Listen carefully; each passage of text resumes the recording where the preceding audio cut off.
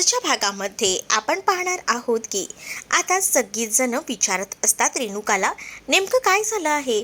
कारण रेणुका खूप जास्त हसत असते, तिच्या चेहऱ्यावर आनंद दिसत असतो. मग रेणुका सगळ्यांना आनंदाची बातमी देते की सिंचना लवकरच आई होणार आहे.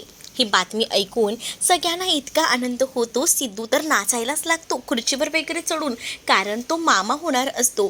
दुसरीकडे तो आता भावनाला सुद्धा म्हणतो की अगं तू मामी होणार आहेस, तर भावना म्हणते की मी मामीसोबत आत्याही होणार आहे, डबल आनंद आहे. ही सगळी आनंदाची बातमी ऐकल्यानंतर निलांबरी तिथून उठून जात असते. त्यावर आजी तिला टोमणे मारतात. आजी तिला टोमणे मारतच म्हणत असतात की तुझी कूस उगवली नाही म्हणून काय झालं, दुसऱ्यांना काही आनंद झाला असेल तर त्यात असं सोडून जायचं असतं का, असं बोलून तिला आता खूप जास्त सुनावतात.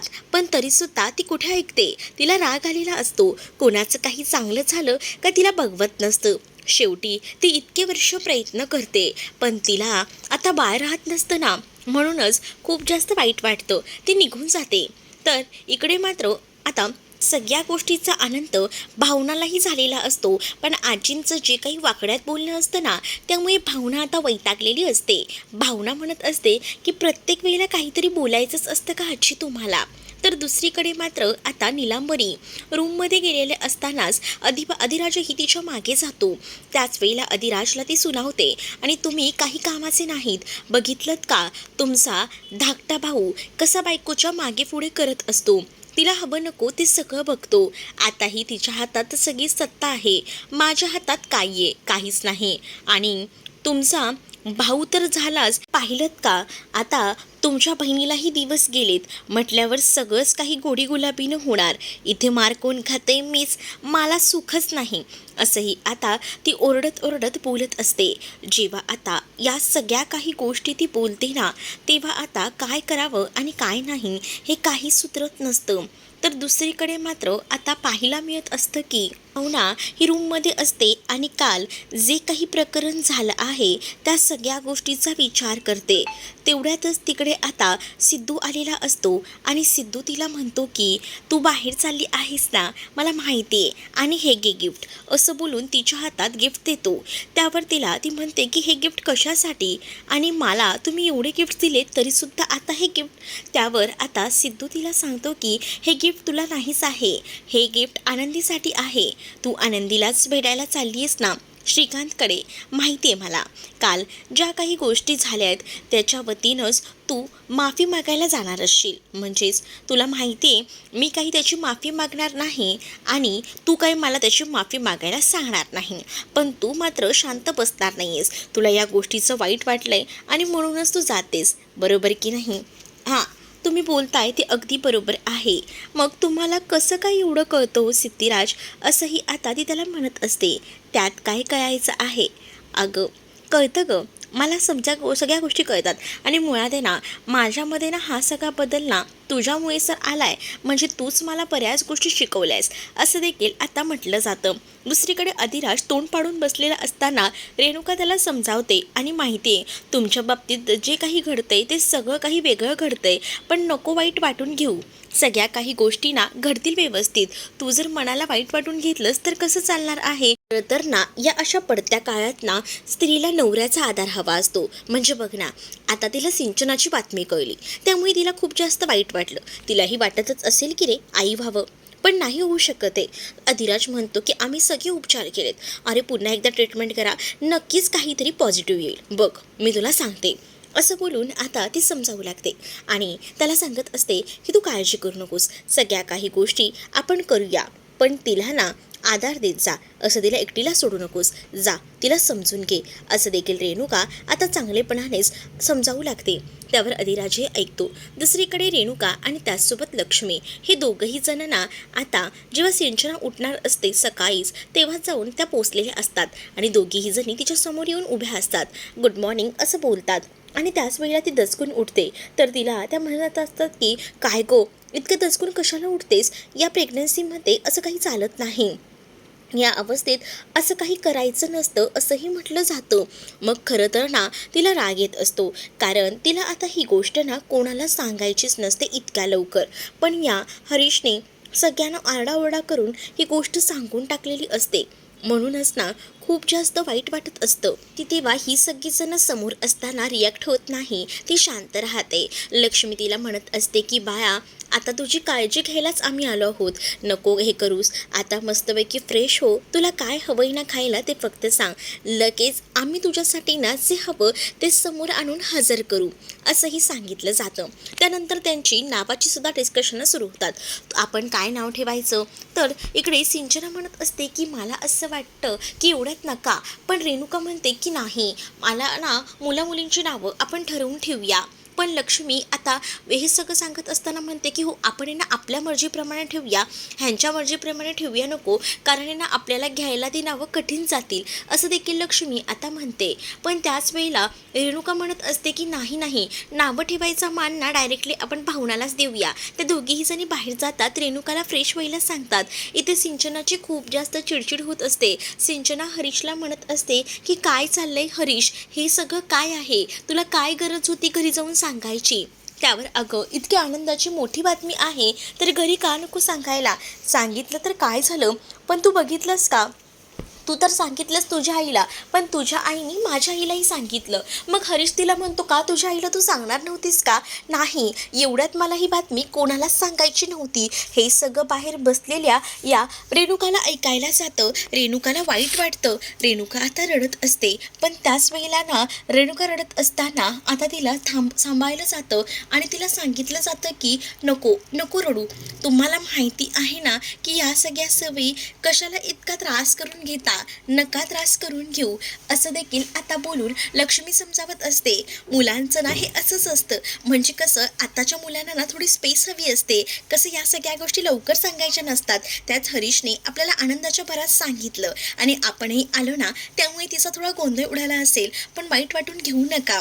पण त्याच वेळेला आता रेणुका ही म्हणत असते की खरंच ना तुमची भावना आणि आमच्या खरंच सिंचनामध्ये खूप जास्त फरक आहे.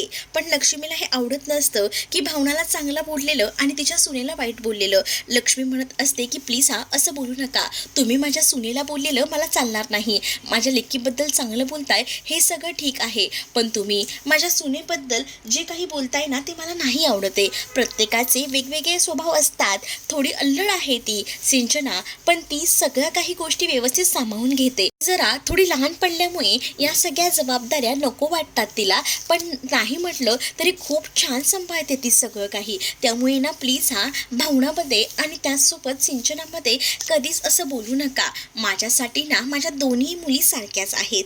मग रेणुकालाही खूप छान वाटतं की लक्ष्मींनी एवढं छान समजून घेतलेलं असतं, म्हणजेच भावनालाही त्या आपलं म्हणत असतात आणि सिंचनालाही.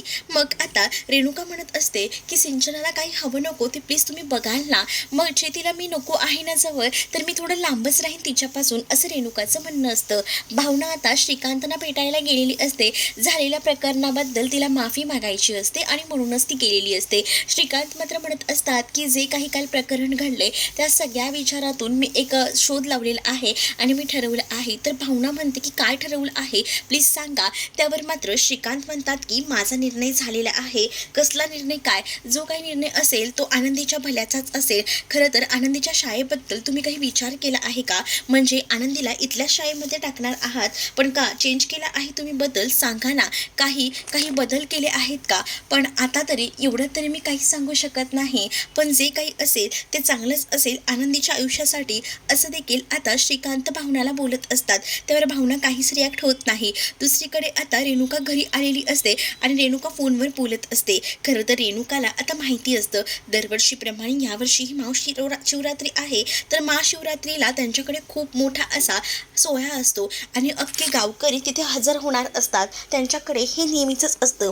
पण आता ही सगळी जबाबदारी भावनाकडे द्यायची असते आणि म्हणूनच भावनाला आता ती म्हणत असते की आपल्याकडे ना हा सोहळा खूप मोठ्या दिमागात साजरा केला जातो आणि यावर्षीची जबाबदारी तुझ्याकडे आहे. आजी आता लगेच नाव ठेवत म्हणत असते की ह्या पोरीला काय जमणार आहे, मला माहिती ना हिच्याने काही होणार नाही, असं देखील आता म्हटलं जातं. त्याच वेळेला का माझ्याने का जमणार नाही, इतक्या वर्षामध्ये जेवढं काही चांगलं झालं नसेल ना तेवढा भारी हा मी सोहळा करेन, असं देखील आता ती म्हणत असते.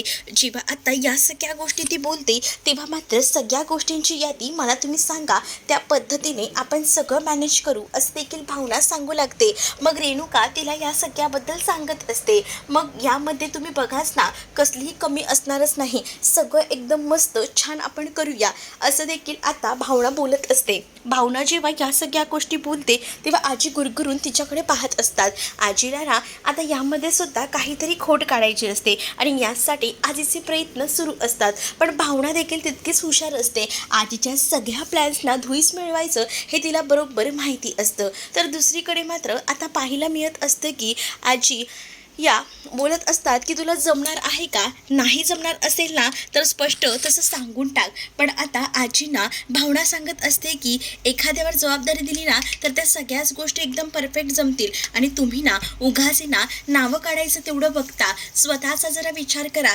देवाने आपलं तोंड दिलं आहे म्हणून फक्त बोलायचं एवढंच काम करू नका, असं देखील आता भावना रागारागातच बोलत असते. आणि इथे असणाऱ्या आजीची बोलती बंद करते. आणि या सगळ्यामुळे रेणुकाला खूप जास्त हसू येतं, कारण हा प्रकार रेणुकासमोर घडत असतो आणि आजीला तोडीस तोड उत्तर द्यायला या घरात कोणीही नसतं, निलांबरीही नाही आणि रेणुकाही नाही. पण आता आजीची बोलती ना या भावनानंच बंद केलेली असते, त्यामुळे रेणुका हसत असते.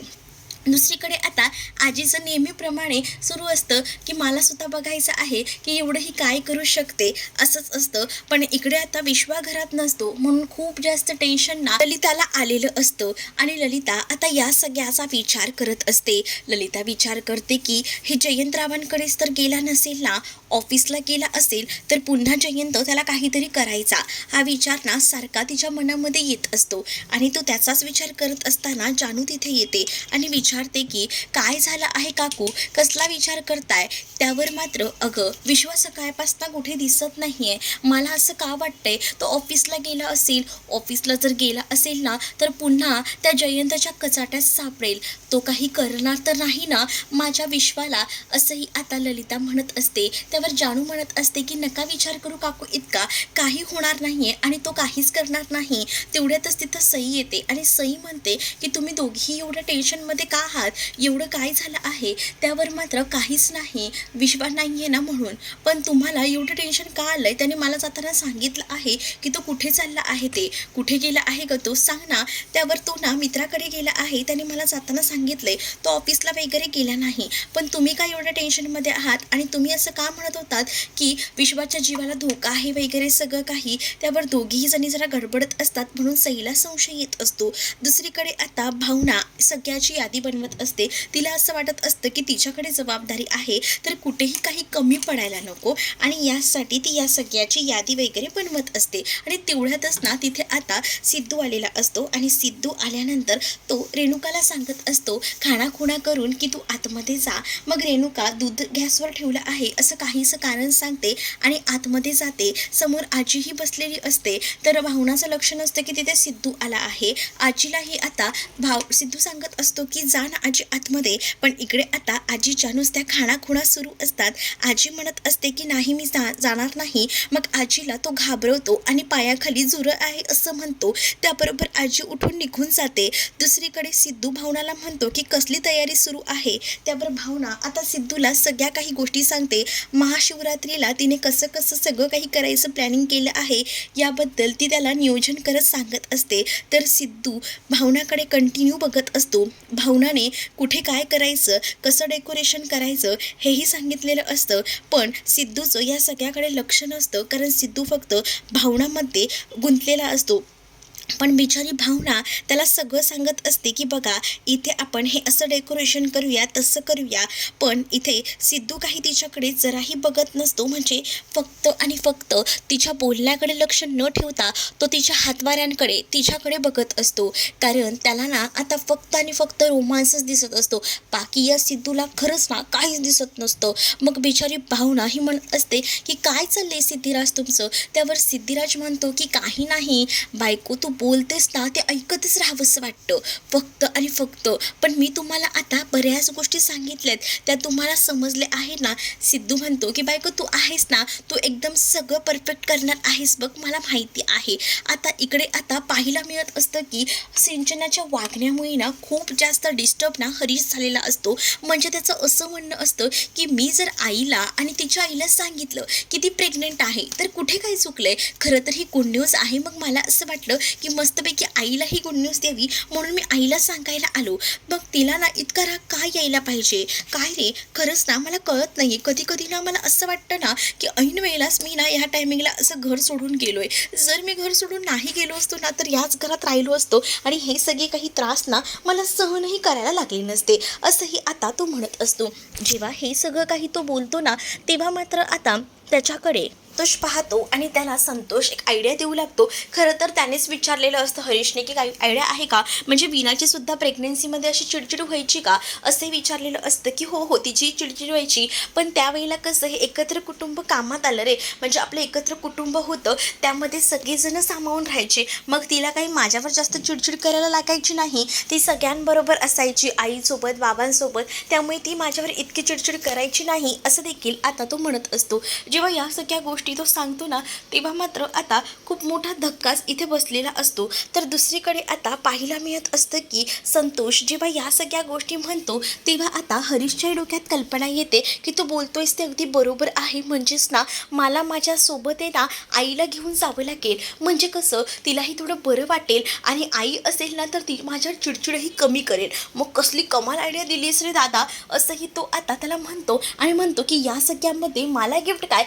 माझे गिफ्ट दे, असं बोलून संतोष मुद्दामून मजा घेत असतो. तर त्याला हरीश सिगारेट देतो. तर इकडे सिंचना खरं तर ना प्रेग्नंट नसतेच मुळात, मग सिंचना नाटक करत असते. सिंचना प्रेग्नंट नसून सुद्धा ती आता असं दाखवत असते की ती प्रेग्नंट आहे आणि ती आता त्या विटॅमिनच्या तिला गोळ्या दिलेल्या असतात त्यासुद्धा फेकून देते. ती म्हणते की हरीशने ना आता सगळ्यांसमोर मला नाटक करायला प्रवृत्त केले, आता ह्या सगळ्यांसमोर कसं नाटक करू ह्या प्रेग्नन्सीचं, असंच ती एकटीच बडबडत बोलत असते. पण आता इथे लक्ष्मी आल्यानंतर या सिंचनाचं काय होईल, कसं सगळं सहन करेल ना, खरंच काही सांगता येत नाहीये. दुसरीकडे संतोषचं आता चालू असतं, कारण त्याला आता जेव्हा सिंचना या घरात होती तेव्हा थोडेफार पैसे देत होती, त्यामुळे सगळं काही सामावून जात होतं. पण आता सिंचनाच या घरात नाहीये तर मग आता पैसेही कमी पडत आहेत, म्हणजे फक्त घरात घर खर्चाला ह्याचाच पैसा यूज होतोय, बाकी कोणाचे पैसे नाही आहेत. पण जर आईला आपण हरीशकडे पाठवलं तर एक खायचं जे माणूस आहे तो कमी झाला तर नक्कीच सगळं काही सेटल होईल, व्यवस्थित होईल, असा विचारही त्याच्या डोक्यामध्ये सुरू असतो.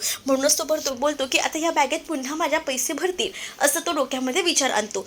दुसरीकडे आता हरीश आपल्या आईसोबत बोलायला गेलेला असतो. म्हणजेच तो लक्ष्मीला सांगत असतो की आता बघ आपली सिंचना प्रेग्नेंट आहे, सिंचनाची काळजी घेतला पाहिजे, म्हणून मला असं वाटतं की आई तू प्लीज माझ्यासोबत माझ्या घरी चलशील का. त्यावर लक्ष्मी म्हणते की असं कसं येणार तुझ्यासोबत, त्यापेक्षा एक काम कर, तू सिंचनाला घे आणि इथे राहायला ये पुन्हा एकदा.